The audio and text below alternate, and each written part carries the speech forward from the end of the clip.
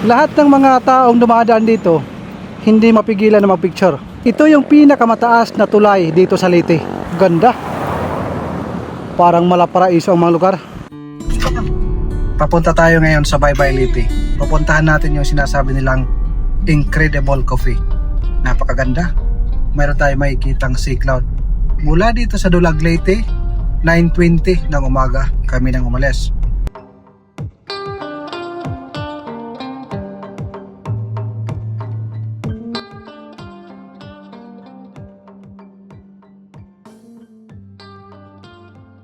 Papunta pa lang tayo sa Sea of Clouds. Pero grabe, ang gaganda ng mga bundok na ating nakikita. Dito sa part ng Kabuyog, Leyte, napahinto ako dahil sa ganda ng kanilang paligid o mga bundok. Oh. Malayo pa yung ating pupuntahan, pero bawat nakikita ko na maganda ay ating ipapakita sa inyo.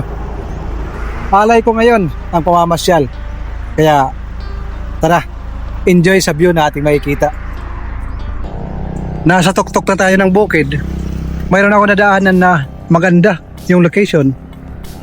At napakaganda. Napakarami nilang plantation ng langka, mga kaparmers. Ang pagkakaalam ko, yung magandang breed ng langka ay nanggagaling dito sa lugar na ito. Busy sila bossing, oh. Ang dami nilang plantation ng langka, mga kaparmers. Ang gaganda. Hindi ko napupuntahan dahil nakapokus tayo doon sa Sea of Cloud. Dami nilang langka na pangbinta.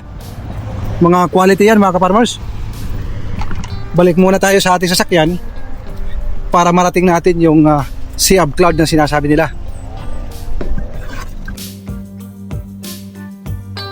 Sa pagsimula natin sa pag-akyat sa Baybay Leyte, agad itong nakita itong napakatarik na bukid.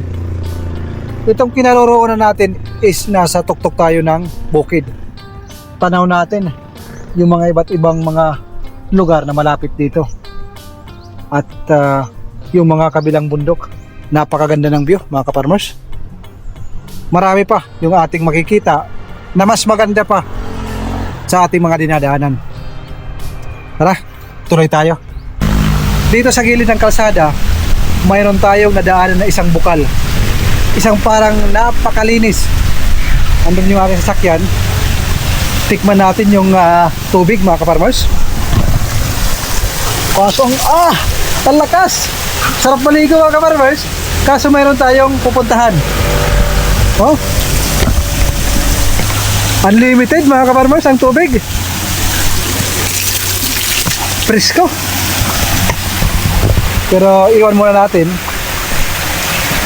Kahit yung dito lang, oh, napakasarap mag-farm dito, mga kaparmers. Oh, sarap, mga kaparmers. May nakalagay, pakiusap, huwag magtapon ng basura dito. Tama nga naman. Ganda ang kanilang lugar. Presko pa ang mga tubig dito. Hindi katulad sa city. Napakataas pa yung ating aakyatin.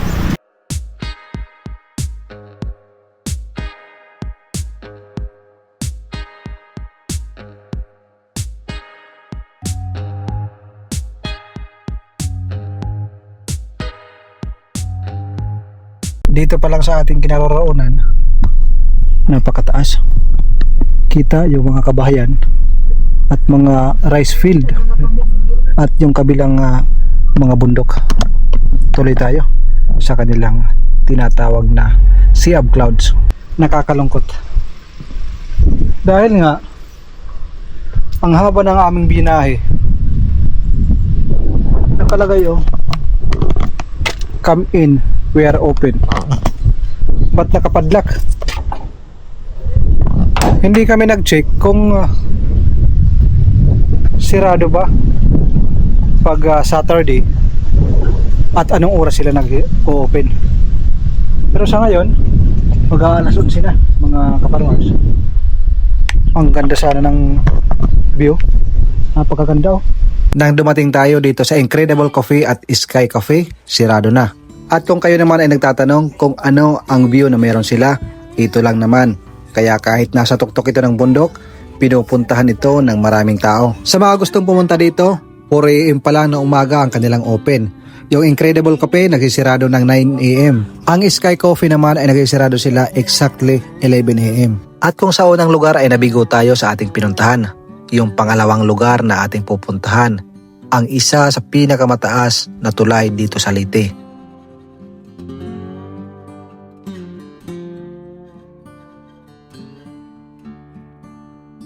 Ngayon mga kaparmers, pupuntahan natin yung napakataas na tulay dito sa Leyte. Papakita ko sa inyo. Baka hindi nyo pa ito nakikita. Grabe yung napakalakas na tubig na umaagos galing sa taas ng bundok. Hindi lang makita sa camera pero kami kitang-kita namin. Dito.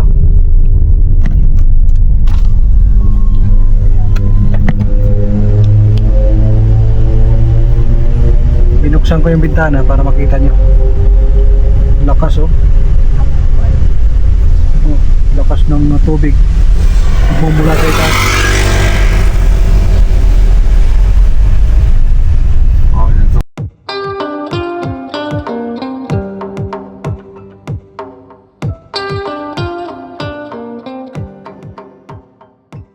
Andito tayo ngayon sa Agas-Agas Bridge, ang isa sa pinakamataas na tulay dito sa Leyte.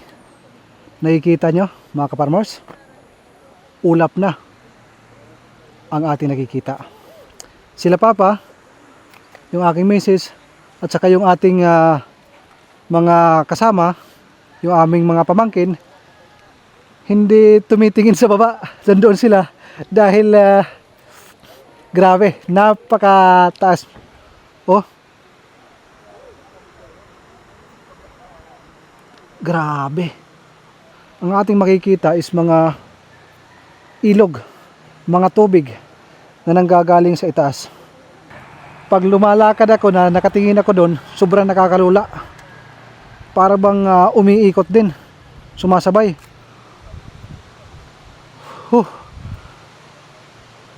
Dalawang mga parang mga sapa or ilog na nanggagaling sa taas ng bundok. At pagdating sa ibaba, nagsasama. At para bang isang malaki na lawa ang mayroon sa ilalim. Ang mga bundok na ating nakikita ay sagana pa sa likas na yaman. Mga kahoy na hindi pa natin nakikita sa malapit sa mga syudad. Matatayog. Kung makikita natin sa camera, para bang nagdidikit na yung langit at saka lupa. Ulap na yan. Kanina nga sa paglabas ko, nang inopen ko yung aking camera, yung ating lens nagmo-moist dahil sa fog.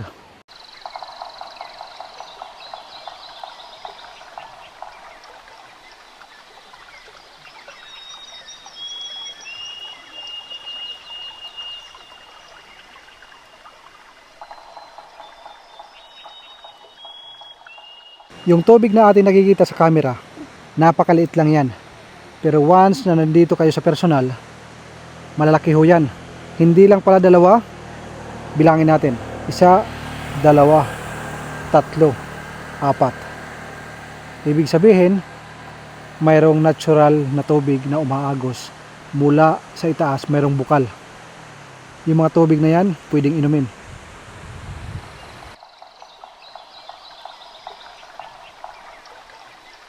Lumipat naman tayo dito sa ibang side para makita natin yung view.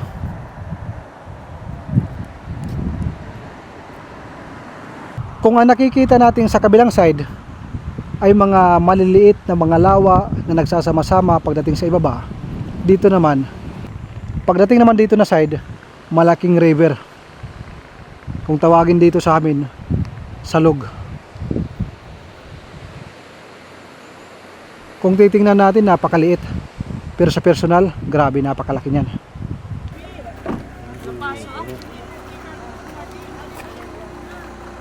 Alcohol. Wow. Kape tayo, mga ka-farmers.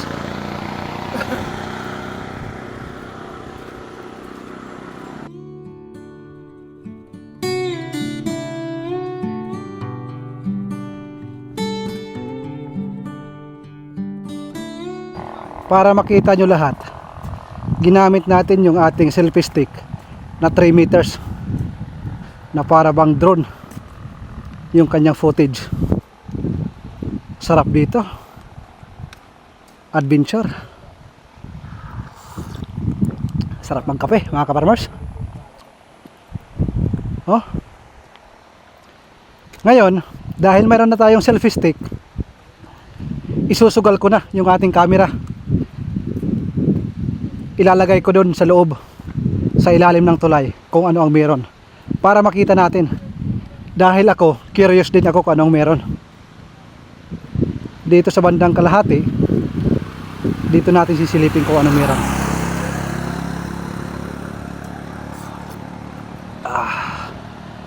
Sarap ng kape mga kaparmers. Mula sa magkabilaang bukid, papakita ko lahat ng view na meron dito. Kasama na rin ang ilalim ng tulay. Ito na.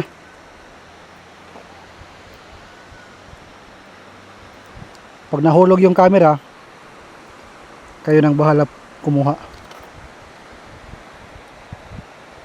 Ayan yung kanyang ilalim. Dahil sa sobrang taas, nagsisilbing parang maliliit na damo ang bawat nakikita nyo na malalaking puno ng kahoy. At kahit yung malalaking bato, para bang maliliit kung titingnan natin dito sa itaas. Grabe, matarik. Nahihilo ako pag tumitingin ako sa baba. Ganda. Parang malaparaiso ang mga lugar. Kape tayo mga kaparmers. Hatid ko muna sa inyo ang ating pamamasyal. Kaya samahan niyo ako sa araw na ito. Lahat ng mga taong dumadaan dito, hindi mapigilan na mag-picture. Tapos na yung picture taking, tapos na yung ating pagre-relax dito, pagtitingin sa mga tanawin, oras na naman para umuwi tayo. Kaya hanggang dito na lang mga kaparmers. Magandang araw sa inyong lahat at mabuhay po kayo.